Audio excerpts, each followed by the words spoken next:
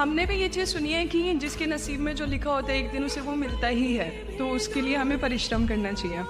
तो सर एक इनके बीच में क्या एक थिन लाइन नहीं है कि हमने सोचा जैसे 71st डे पर मुझे ऐसा लग रहा है कि अब मुझसे और नहीं होगा, अब मैं नहीं करूँगी, माना कि वो गिव अप भी कहा जाता है, लेकिन अगर मेरे नसीब में है कि नहीं यार कल ये तुझसे हो जाएगा, अगर मैं कोई भी टास्क कर रही हूँ कल ये कंप्लीट होगा, लेकिन मैं सोचूँ नहीं मेरे से ये प्रेशर नहीं हो रहा, I should let go this, I should start some other thing.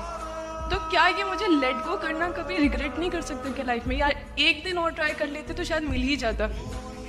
देखिए, जो नसीब का मामला है मेरे ख्याल से आपकी उम्र में नसीब को नहीं मानना चाहिए। दुनिया में किसी को नहीं पता कि नसीब है या नहीं, और है तो कितना है।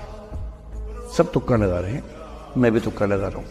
ठीक, जो हार जाता है ना उसको तसल्ली देना बहुत जरूरी है, वरना वो जी नहीं पाएगा। और पराजित व्यक्ति को तसल्ली देने के लिए सबसे अच्छा शब्द है नसीब, भाग्य, नियति, बहुत जरूरी है।